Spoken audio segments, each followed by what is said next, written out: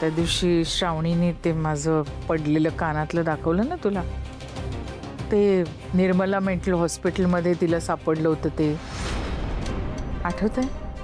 हे कानातले कोणाचे आहेत ग आणि कुठे सापडले तुला? हे कानातलं आपल्या अलकनंदा मॅडमचं. कुठे पडले होते श्रावणी? म्हणजे कुठे सापडले तुला पडलेले? जिथे ते कधीच सापडायला नको होतं अशा ठिकाणी, मेंटल हॉस्पिटलमध्ये. त्याचं काय आता? अगं मूर्ख मुलगी आहे ती, काहीही बोलते ती. नाही काहीही नाही, मी खरंच त्या हॉस्पिटलमध्ये गेले होते. काय? खरं तर मला ही गोष्ट कोणाला सांगायची नव्हती. असं म्हणतात की एका हाताने केलेलं दान दुसऱ्या हाताला सुद्धा कळता कामा नये, नाहीतर आपली सेवा हा दिखावा होतो. मी खरं सांगू तुला, मी तुझ्यासाठी म्हणजे तू आमदार व्हावास, त्यानंतर मंत्री व्हावास याकरता आजपर्यंत गुप्तदान करत आले.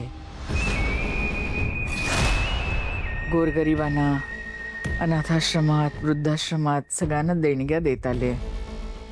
मी त्या दिवशी त्या हॉस्पिटलमध्ये गेले होते ना, तिथे मी एका लहान मुलीच्या उपचाराचा खर्च करते, देणग्या देते, आणखी थोडं जसं मला नको सांगूस हे सगळं. तू कुठलीही चुकीची गोष्ट करणार नाहीस हे मला माहिती आहे.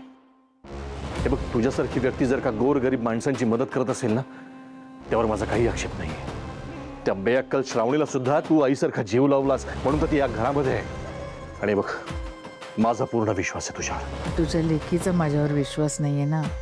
राग करते रे माझं ती. तिने आणि शुभूनी मिळून काय केलं माहितीये तुला? शुभूनी काय केलं? श्रावणी आणि शुभू सिक्युरिटीच्या वेशात हॉस्पिटलमध्ये आले होते.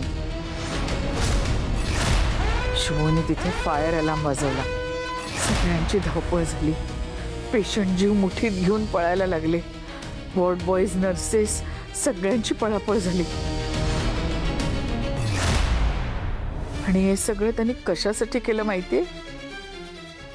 श्रावणीला माझ्यावर संशय होता की त्या हॉस्पिटलमध्ये जाऊन मी काहीतरी करतेय, मी काहीतरी तिच्यापासून लपवतेय. विश्वंभर, आता तूच मला सांग, असा कोणी संशय घेतला आणि अविश्वास दाखवला म्हटल्यावरती मला जगावंसं तरी वाटेल का रे? तिची एवढी हिंमत झाली, आत्ता जा विचारतो तिला. श्रावणी, भैया काय झालं? कुठे ती नालायक मुलगी? बोलव तिला. जिने नंदाकाला टॉर्चर केलंय, स्वतःला संपवायला निघाली होती ती. बोलव तिला. भैया साहेब ती घरी नाहीये. करत नाहीये? कुठे गेली? बाहेर गेलीये. बाहेर गेली? पृथ्वी, फोन लाव तिला. आत्ताच्या आत्ता घरी बोलव. भैया ऐक, तू शांत हो. आपण शांतपणे बोलूया. पृथ्वी, आता शांतपणे बोलण्यासारखं काही राहिलेलं नाहीये. आता बाहेर गेली तिने. फोन लाव तिला ताबडतोब घरी बोलव. मी लावतो.